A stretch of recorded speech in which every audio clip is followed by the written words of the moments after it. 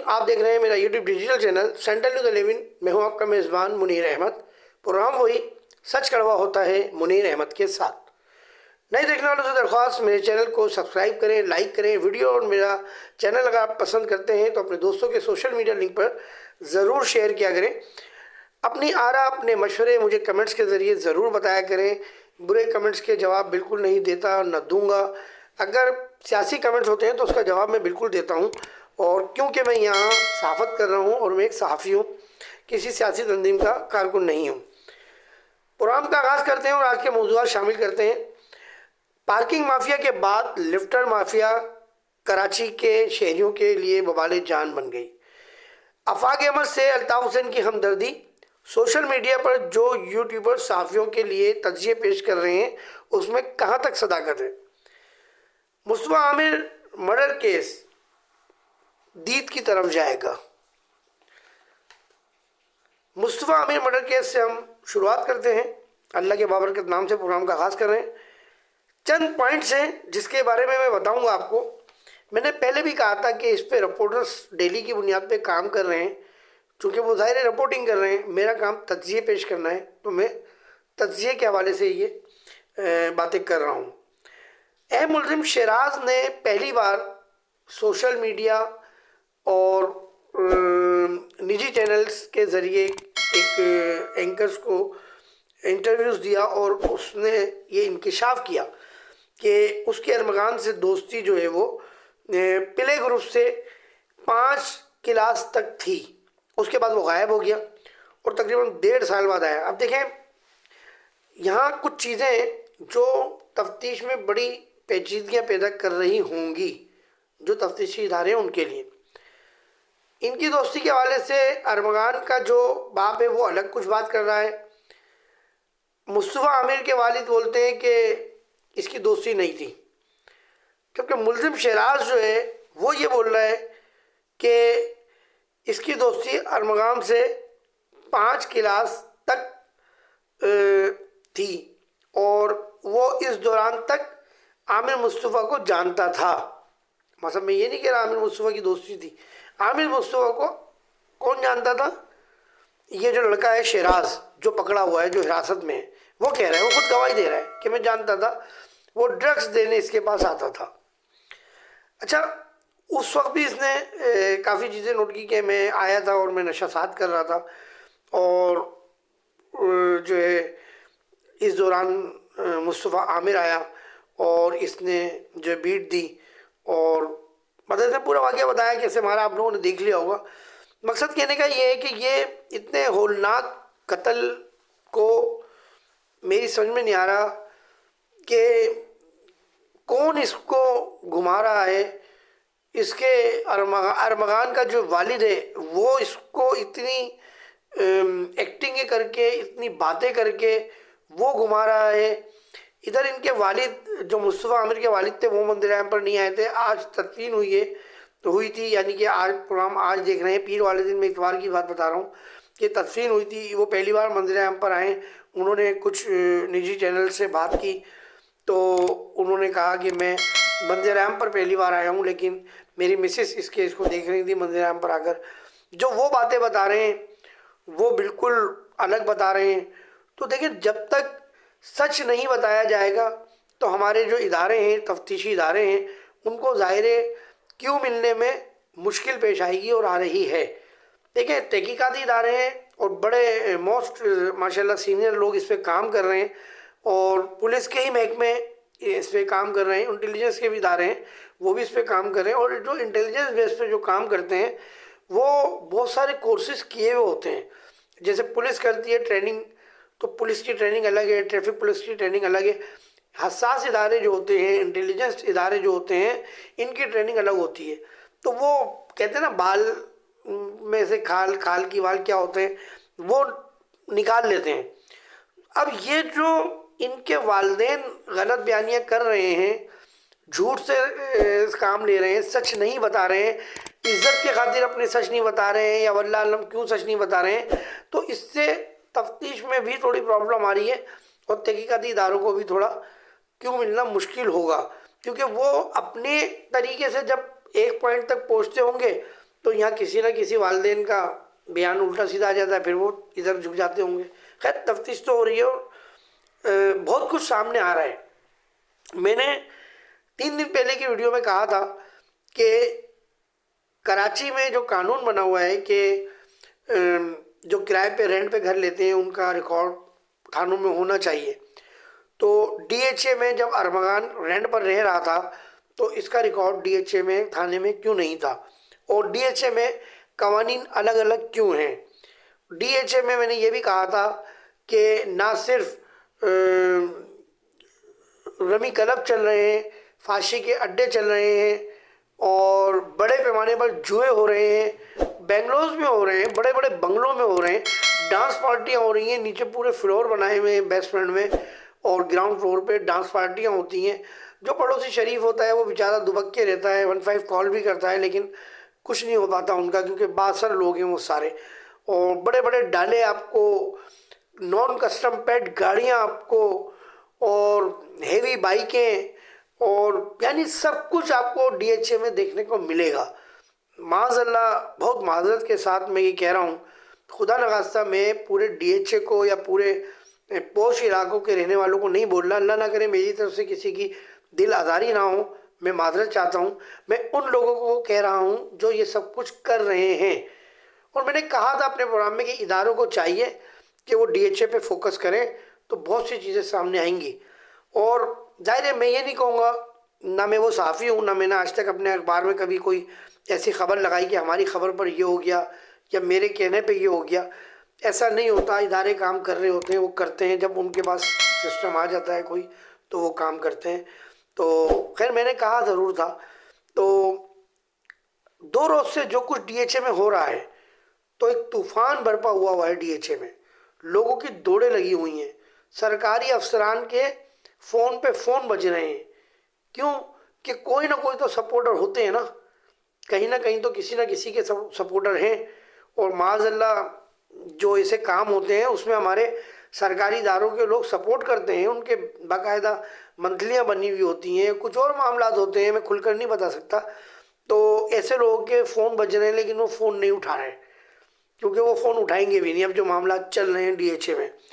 तो डीएचए में आज मैं फिर कह रहा हूँ कि आंखें यहाँ रखकर, जिसे कहते हैं माथे पे रखकर, बगैर किसी ताल्लुकात की बिना पर अगर शफाफ तरीके से पूरे डीएचए में, तमाम ब्लॉकों में, तमाम पोश इलाकों में अगर ऑपरेशन किया जाएगा बहुत कुछ निकलेगा। इसके ताने बाने आपको शायद पड़ोसी ममालिक तक निकल आएंगे। मैं आपको क्लियर बता रहा हूँ, बिल्कुल सही बता रहा हूँ आपको। तो डीएचए में इस वक्त बहुत छापे मारे जा रहे हैं, ड्रग्स के खिलाफ जो काम हो रहा है वो नारकोटिक्स के इदारे काम कर रहे हैं, इधर पुलिस काम कर रही है। डीएचए में परसों, ज़ाहिर है मैं परसों इसलिए बोल रहा हूँ कि ये सैटरडे की नाइट की बात थी, सैटरडे की बात थी। एक टीवी के मशहूर मारूफ artist, drama artist, anchor person, वो साजिद हसन, उनके साहबजादे को अरेस्ट किया गया और इतलात ये थी कि लाखों रुपए की ड्रग्स उनके पास से बरामद हुई। अच्छा देखिए, औलाद बिगड़ी हुई होती है तो जाहिर है माँ बाप होते हैं, कैसे भी होते हैं, वो सामने आते हैं, साथ होते हैं। जैसे भी अरमगान के वालिद हैं वो साथ हैं, फैसल मुस्तफ़ा आमिर के वालिद हैं, घर वाले हैं, वो साथ हैं। इसी तरह साजिद हसन भी अपने बेटे के साथ खड़े हुए हैं, कोर्ट में भी वो साथ आए थे। लेकिन उनके बेटे ने जो गुफ्तगू की वकला लोगों से, सहाफ़ियों से, तो वो बड़ा, यानी उससे महसूस हो रहा है कि वो बड़ा कॉन्फिडेंस में है, यानी वो घबराया हुआ नहीं है, उसको ये मुतमईन कराया हुआ है कि आपको कुछ नहीं होने देंगे, हम आपके पीछे खड़े हैं, ऐसा महसूस हो रहा है। आप भी देखिएगा सोशल मीडिया पे उसकी वीडियो है साजिद हसन के बेटे की। अच्छा, मेरे ज़राए के मुताबिक कुछ और भी लोग अरेस्ट हुए हुए हैं जिनको शो नहीं किया गया है। क्या वजह है ये तहकीकाती इदारे बेहतर समझते हैं। लेकिन मैं ये कहता हूँ कि अगर, मैंने कहा ना, आंखें माथे पे रख कर अगर कार्रवाई की जाए और शफाफ तहकीकात की जाए, कार्रवाई की जाए, तो सियासतदान, ताजिर बिरादरी, ब्यूरोक्रेट्स, बहुत से लोग मंज़िल आराम पर आ जाएंगे। मैंने एक जुमला कहा था शुरू में, अब इसको मैं वाइंड अप करूँगा, कि मुस्तफ़ा आमिर मर्डर केस दीद की तरफ जा रहा है। देखें, अब लोग मज़ीद बदनामी नहीं उठाएंगे। ये पाकिस्तान है। मैंने पहले भी कहा था कि मैंने ये बहुत से ऐसे केस देखे हैं जो रोल बैक हो गए। अभी हाल ही में वो डिफेंस की जो एक बहुत अमीर कबीर खातून थी, उनके शौहर भी बहुत के इलेक्ट्रिक में भी उनके शेयर थे और बहुत मकसद पैसे वाले थे। कहाँ गया वो केस? याद है किसी को वो केस? अच्छा, इसमें रिपोर्टरों का काम नहीं होता। मैं बहुत वसूख से ये बात कह रहा हूँ, जिम्मेदारी से कह रहा हूँ। अल्हम्दुलिल्लाह मैंने जिस जिस इदारे में काम किया सहाफ़त में, मेरे पीछे बड़े स्ट्रॉन्ग इदारे थे। मैंने weekly monthly crime story magazine में काम किया। मरहूम आरिफ शफीक साहब जो अदबी शायर थे, शेर में नाम था उनका, वो निडर थे, बहादुर थे। मैंने जब भी कोई स्टोरी उनके मैगज़ीन में फ़ाइल की तो उन्होंने कहा प्रूफ है तो आप फाइल करो, हम पीछे। फिर हफ्त रोज़ा जराइम न्यूज़ अखबार में एडिटरशिप पे काम करता रहा। अभी भी वो अखबार आ रहा है, उसके चीफ एडिटर पब्लिशर गुलजार सनम साहब हैं। उन्होंने मुझे बैकअप दिया। उन्होंने कहा कोई भी स्टोरी हो आप काम करें, हम साथ हैं। डिस्ट्रिक्ट सेंट्रल मीना बाजार करीमाबाद का फाशी का अड्डा ब्यूटिशन की आड़ में सबसे पहले मैंने हाईलाइट किया था उस वक्त जराइम न्यूज़ अखबार में। मैं नाम नहीं बताऊंगा कौन कौन सरकारी लोग इसमें इन्वॉल्व थे, मेरे पे क्या क्या थ्रेड हुई, ये उस वक्त के लोग जानते हैं। अलकरम के जो ऑफिस जराइम न्यूज़ का था हमारा आसपास के, और मुझे कौन कौन गने लेकर मारने के लिए नहीं आया, लेकिन मैंने काम किया। शमा एक औरत थी, वो सेटअप चला रही थी, उसको मैं मंजर आम पर लेकर आया। उस पर मैंने, मेरे साथ क्या कुछ नहीं हुआ, लेकिन अल्हम्दुलिल्लाह सच था, सबूत थे, मैंने काम किया। मेरे बॉस उस वक्त गुलजार सनम थे जराइम स्टोरी में, जराइम न्यूज़ में, तो मुझे उन्होंने बैकअप दिया और मैंने खबर छापी और उसको मैंने डिफाइन भी किया। कौमी इत्तेहाद में ऑन ड्यूटी किसी इदारे के थे, नाम नहीं लूँगा, उसको मैंने छापा। कफील अहमद साहब थे इसमें, मेरे पब्लिशर एडिटर। उन्होंने कहा अगर प्रूफ है तो आप इसको लगाएं। तो मैंने अल्हम्दुलिल्लाह, टवाना साहिबा थी एसएचओ वुमेन उस वक्त, तो मैंने अल्हम्दुलिल्लाह छापा। मकसद कहने का ये है कि मैं ये बातें इसलिए कह रहा हूँ कि मैंने सच छापा है, सच बोला है, मैंने कभी गलत बयानी नहीं की। और अल्हम्दुलिल्लाह अल्लाह करवाए, क्योंकि सहाफ़त मुमलिकत का चौथा सतून है। कोशिश करता हूँ कि मेरी जानिब से इसमें दरार ना आए। तो ये जो मैं बात कह रहा हूँ, मुस्तफ़ा आमिर मर्डर केस दीद की तरफ जाएगा, तो पाकिस्तान है ये, हमने बहुत कुछ देखा है यहाँ, तो ये दीद की तरफ जाएगा। मुझे महसूस हो रहा है दीद की तरफ जाएगा ये, नहीं तो इसको किसी न किसी तरीके से इस केस को दबा दिया जाएगा। मैं बात कर रहा था रिपोर्टर की, तो हमें पता है कितने थ्रेड आते थे, लेकिन हमारा जब बैकअप मजबूत होता था ना पब्लिशर और चीफ एडिटर का, तो हम बोलते थे आप ऑफिस में आके बात करें। और हमारे बॉस हमारे सामने पार्टियों को बिठाते थे और वो कहते थे जो ये रिपोर्टर हमारा कहेगा वो होगा, और हम सौदा नहीं करते थे। यहाँ इस केस में भी वो जो लड़की का मर्डर, लड़की की गाड़ी से जो शहीद हुए थे, उसमें भी और भी रिपोर्टर बेचारे बड़ी मेहनत करते हैं, इंटेलिजेंस के इदारे बड़ी मेहनत करते हैं, तहकीकात करते हैं, लेकिन बस नामालूम वजूहात की बिना पर सब ठंडा हो जाता है। रिपोर्टर नहीं बिकता, मैं फिर कह रहा हूँ, रिपोर्टर नहीं बिकता। टीवी चैनल में खाली रिपोर्टर नहीं होता, अखबार में खाली रिपोर्टर नहीं होता। रिपोर्टर का काम है, उसने खबर फाइल की, खबर फाइल करने के बाद उसने न्यूज़ डेस्क पे रख दी, चाहे वो चैनल हो चाहे वो अखबार हो। अब वो अगर अखबार है तो न्यूज़ एडिटर उसको फाइल करेगा, जो समझेगा वो काटा पीटी करके उसको अपने हिसाब से उसको देगा, या रिपोर्टर से पूछेगा और वो बनाएगा और देगा। अगर वो हाई फाई कोई खबर होती है तो वो एडिटर तक जाती है।